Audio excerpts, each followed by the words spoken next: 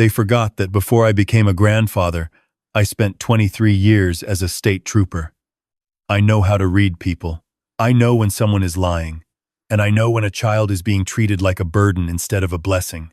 My phone rang at 11:47 on a Tuesday night. I was already in bed, but I wasn't asleep. At my age, sleep doesn't come easy. I reached for the phone on my nightstand, squinting at the brightness of the screen. It was my grandson, Tyler. Tyler is 9 years old. He doesn't call me late at night. He doesn't call me unless something is wrong. I picked up before the second ring. "Pa?" His voice was small, smaller than I'd ever heard it. "Hey, buddy. I'm here. What's going on?" There was a pause, and then I heard it. That specific kind of crying that children do when they've been trying very hard not to cry and finally can't hold it anymore. The kind that breaks something in your chest. "Pa, why did they leave without waking me up?" I sat up straight. "What do you mean, leave? Where are you right now?" "I'm at home. In my room." "Where's your dad? Where's Rachel?" Another pause. "They're on the trip. With Emma. They left this morning." "Miss Patterson is here, but she went to sleep already and I heard a noise outside and I got scared and I didn't know who else to call." I was already out of bed with my feet on the floor. "Tyler, listen to me very carefully. Are all the doors locked?" "I think so." "Okay. I want you to stay on the phone with me. Don't hang up. I'm getting in my car right now." I drove 40 minutes to my son's house in the dark. The whole way there, I kept Tyler talking. I asked him about his video games. I asked him what he wanted for his birthday. I asked him anything to keep that small voice on the other end of the line calm and present. When I pulled into the driveway, the house was dark except for one upstairs window. His window. Miss Patterson, the neighbor my son had apparently arranged to check on Tyler, was asleep on the couch with the television running. She startled awake when I knocked and looked genuinely embarrassed. She told me she'd been there since 6, that Daniel had left her a key and a list of instructions, that she thought everything was fine. I thanked her and sent her home. Then I went upstairs and found my grandson sitting on his bed with his knees pulled to his chest and his phone in his hands. He looked up at me when I opened the door, and the relief on his face was something I will never forget for the rest of my life. I sat next to him on the bed, and he leaned into my side the way he used to when he was 4 years old and still small enough to fit in the crook of my arm. "Tell me everything," I said. He told me everything. My son Daniel and his wife Rachel have 2 children. Emma is 12, their biological daughter, and Tyler was adopted 3 years ago when he was 6. My son and I had talked at length about adoption before it happened. I told him I was proud of him. I told him that love isn't about blood, and he agreed with me. He said all the right things. He meant them, as far as I could tell at the time. But something had shifted in the past year. I'd noticed it in small ways. Emma got the new bedroom furniture. Tyler's room still had the same flat-pack dresser he'd come with. Emma had her dance recitals attended by both parents, plus grandparents on Rachel's side, plus documented in roughly 400 photographs. Tyler's baseball games were attended sometimes, when schedules allowed. I told myself I was being uncharitable, that all families have imbalances, that I was looking for problems that weren't there. I stopped telling myself that the night I sat on Tyler's bed. According to Tyler, the Alaska cruise had been planned for months. He knew about it. He knew Emma was going because Emma talked about it constantly. Whale watching, glaciers. The ship had a pool. Emma had 3 new swimsuits. Tyler had asked his dad once if he was going too. His dad had told him the cruise was a special trip for Emma because she'd worked so hard in school this year. Tyler had worked hard in school too.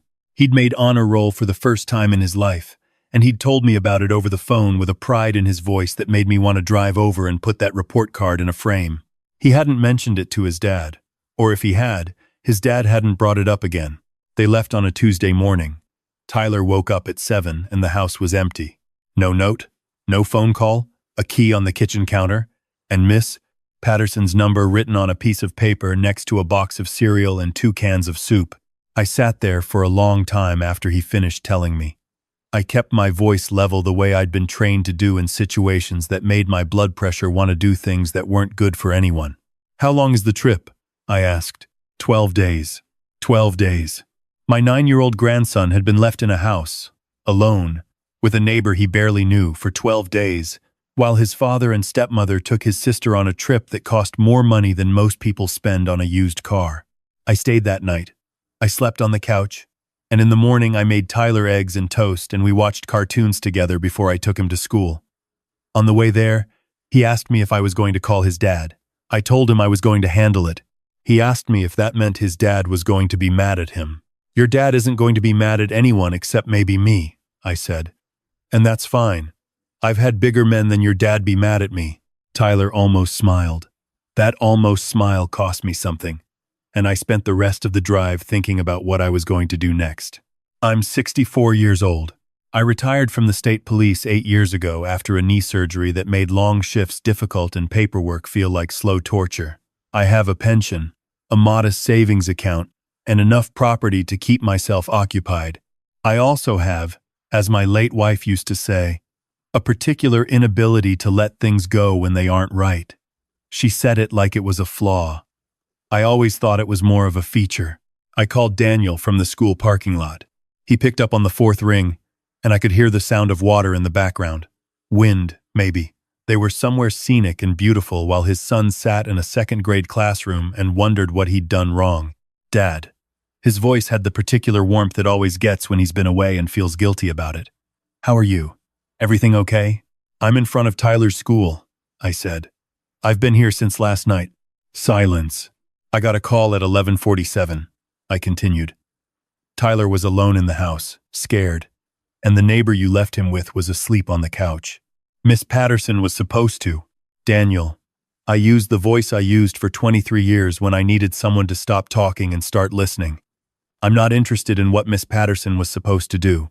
I'm interested in the fact that my 9-year-old grandson called me in the dark because he was frightened and didn't know who else to reach." More silence.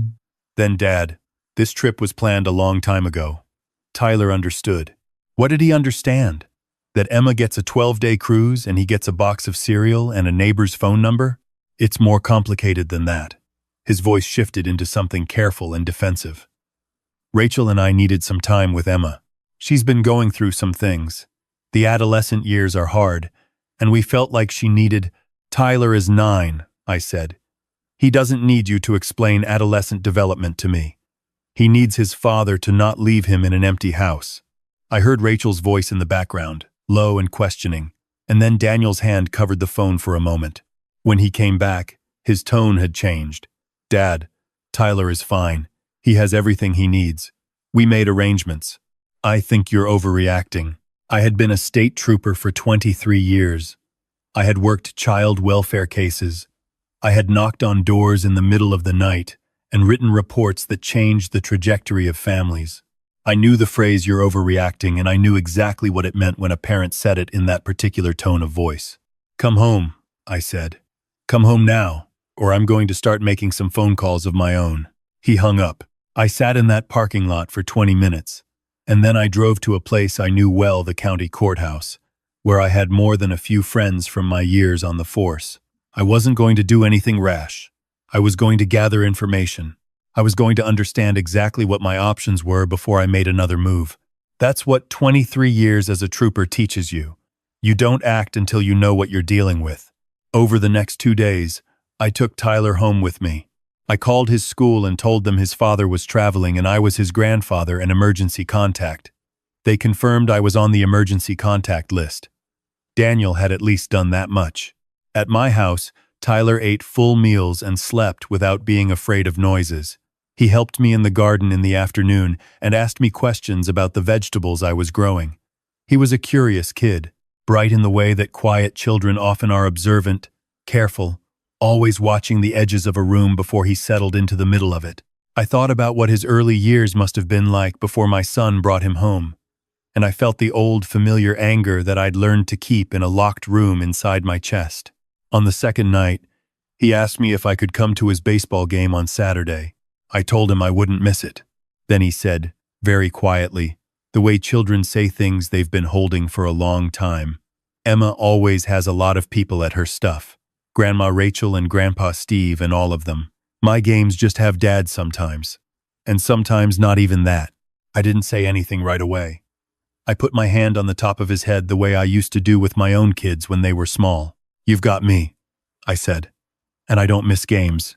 He nodded and went back to watching television.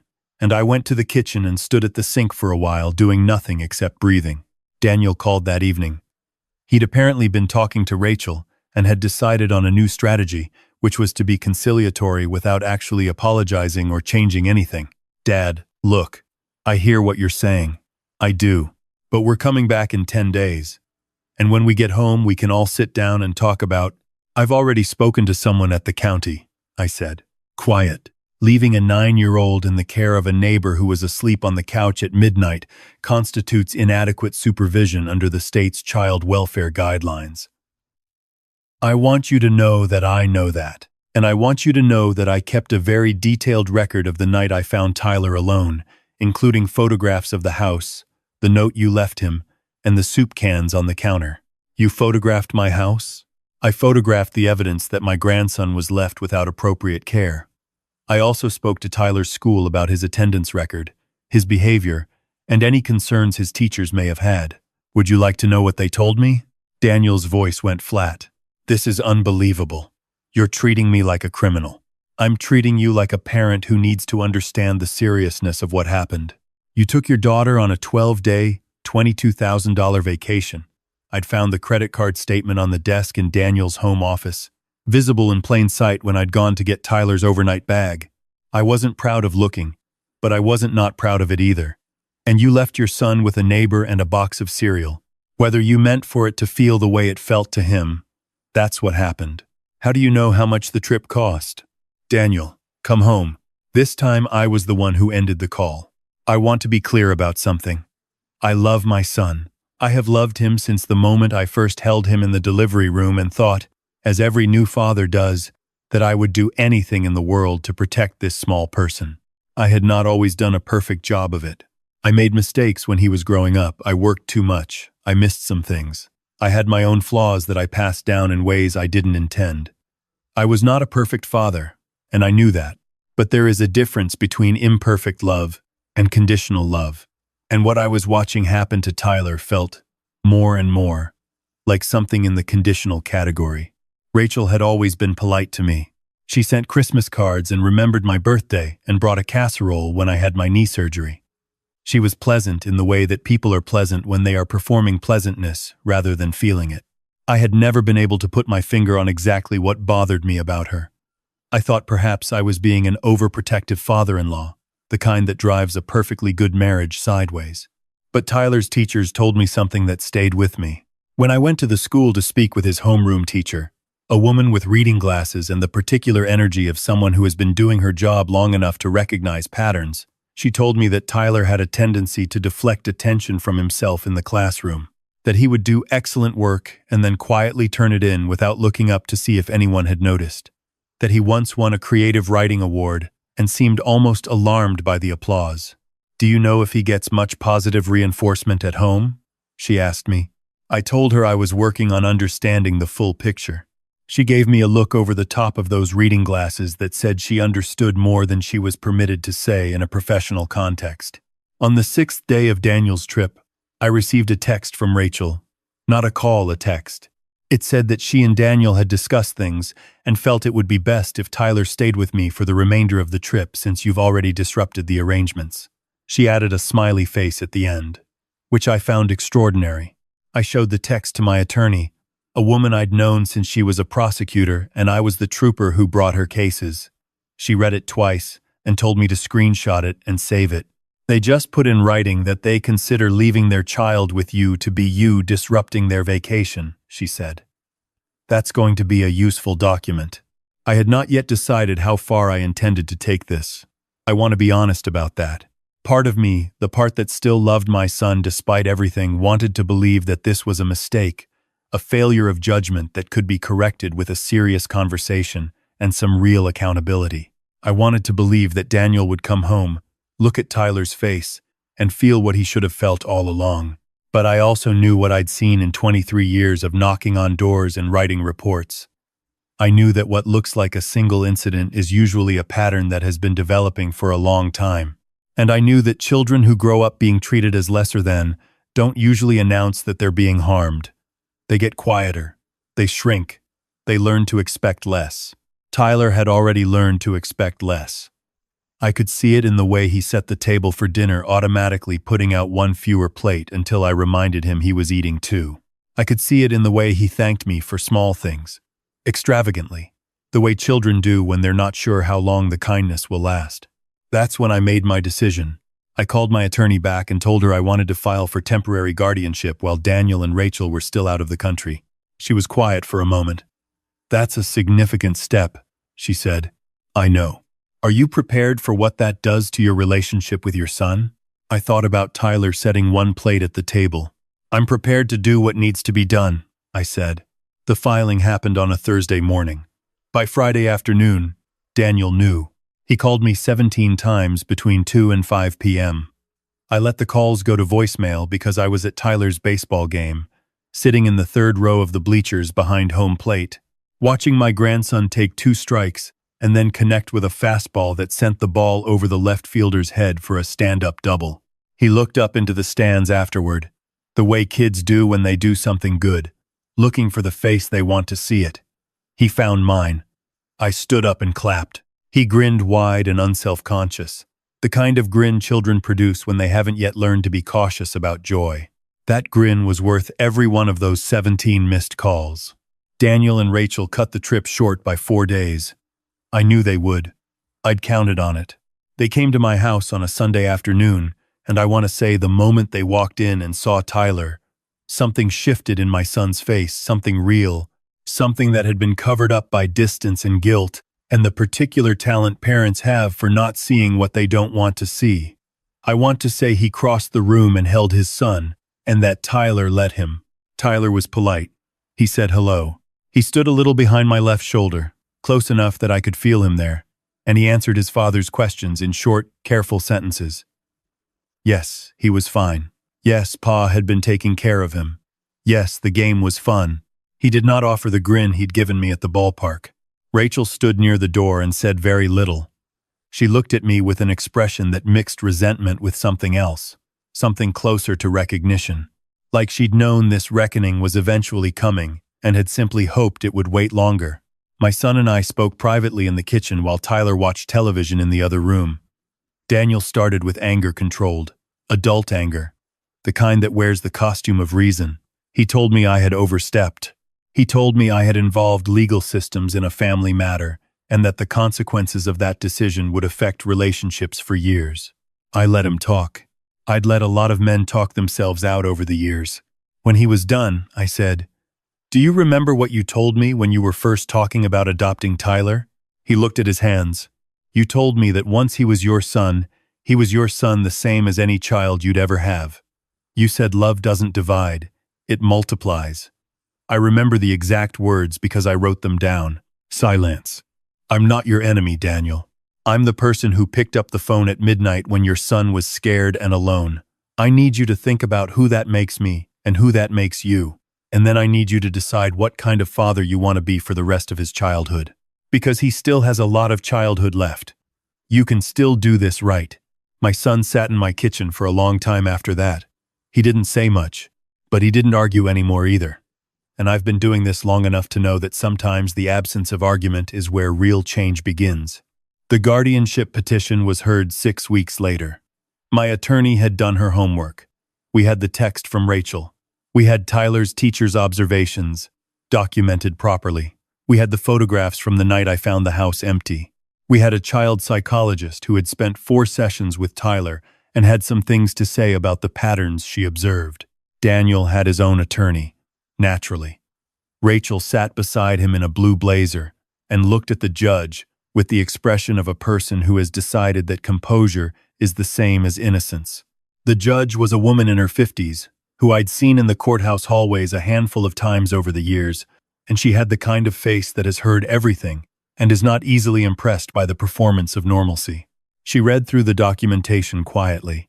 She asked Tyler, through the child psychologist, a series of questions.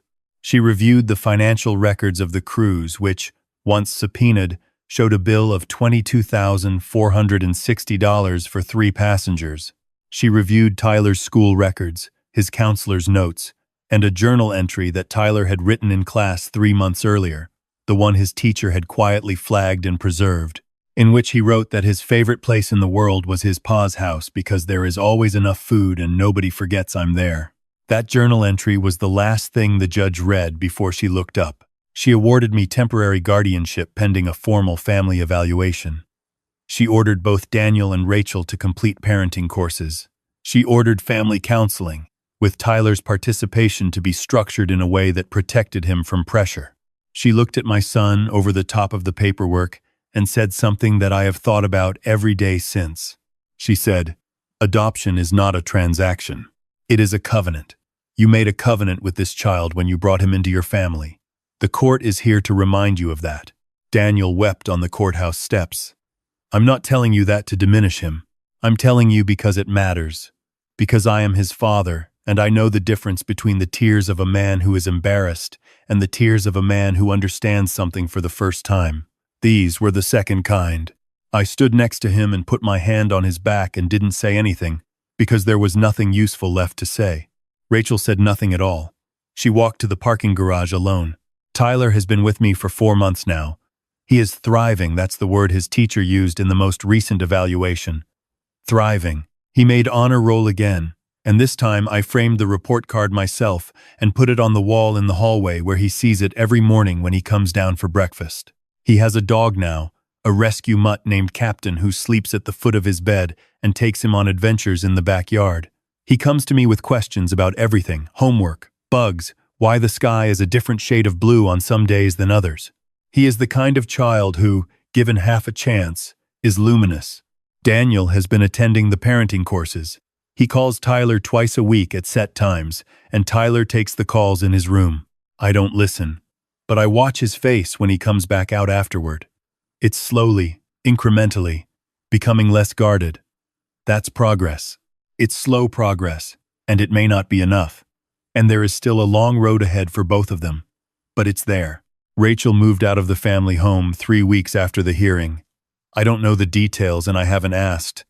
That's Daniel's life, and he's old enough to navigate it. I focus on what I can affect. What I can affect is a 9-year-old boy who wakes up in my house every morning and knows with the specific, bone-deep certainty that children either have or don't have that he is not going anywhere. He asked me last week. I told him that whatever happened, I would be at every baseball game.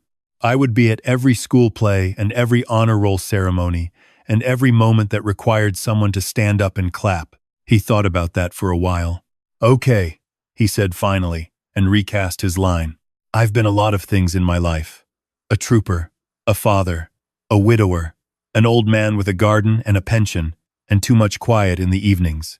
But I want to tell you that nothing I ever did in 23 years on the road prepared me for how much it matters to be the person a child calls when they're scared in the dark. If you're that person for someone, if there's a child somewhere who would dial your number at midnight because you are their safe place, then you already know what I know. You know that it isn't about money or vacations or which child gets the new bedroom furniture. It's about whether the kid at the table has a plate. Tyler always has a plate at my table. He always will. And anybody who wants to argue with that is welcome to talk to my attorney."